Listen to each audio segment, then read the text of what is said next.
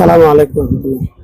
কওমি অঙ্গনের কেউ যদি কখনো কোরআন সুন্নাহের কোনো ভুল করে অথবা রাজনৈতিক কোনো পলিসিতে ভুল করে, তখন সর্বপ্রথম কওমের সন্তানেরা তার সমালোচনা করে। এটা প্রমাণ করে কওমের সন্তানেরা কখনো পক্ষপাত করে না ব্যক্তির বা স্বজনের।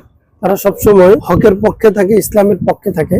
কওমিরাই একমাত্র হকের পাহারাদার, অর্থাৎ তারা নিজের স্বার্থ জলাঞ্জলি দিয়েও, নিজের লোকদের বিরোধিতা করেও, নিজের সংগঠন এবং অঙ্গনের সমালোচনা করে হলেও তারা হক বা সত্যকে যাদের সামনে উপস্থাপন করতে চায়, টিকিয়ে রাখতে চায়। কিন্তু যারা কওমিওয়ালাদেরকে বিভিন্নভাবে ট্যাগ দিচ্ছেন, যে বিষয়গুলো সামনে আনছেন বিরোধিতার জন্য বা তাদের নিজেদের ভুলগুলোকে জায়েজ করবার জন্য, সেই ভুলগুলোর বিরুদ্ধে সবসময় আমরা সোচ্চার ছিলাম। কিন্তু আপনাদের এই ভুলগুলো, দালালিগুলোর বিরুদ্ধে কি আপনারা কখনো বলেছেন? একটু চিন্তা করে দেখবেন, আপনাদের লোকজনের ভুল বা যে দালালি, যে চাপাবাজি, যে ভণ্ডামি, এগুলোর বিরুদ্ধে কি কখনো আপনারা বলেছেন বা বলার কি সাহস আপনারা রাখেন?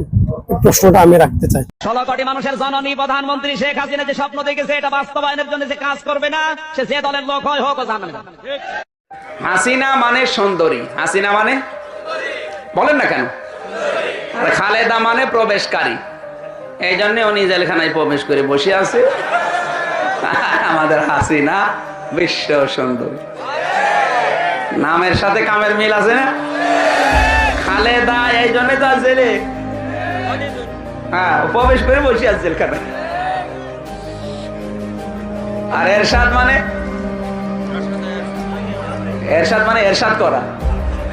উনি এরশাদ করে আমার আল্লাহ ডাক দিয়েছে, জবাব দিয়েছে, লিখেছে। অথচ আমি হাদিসে পেয়েছি কুকুরের ভেতরেও 10টা গুণ আছে। কোন মানুষ যদি এই 10টা গুণের একটা গুণ অর্জন করতে পারে, সে নিছক আল্লাহর জান্নাতি। কুকুরের প্রথম গুণ হচ্ছে সে তার মালিককে ভোলে না। আপনার যিনি মালিক, আপনি নেই থেকে আজকে আপনাকে শরীফুল বানিয়েছে।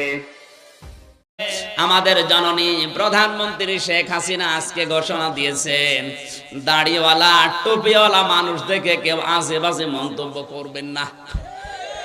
এই দাড়ি টুপি কি আমির হামজার? রাসূলের? কার? উনি রাসূলের প্রতি সম্মান দেখিয়েছেন। ওনার জীবনে যদি কিছু কবুল না হয়, অন্তত এই কথাটা কবুল হবে।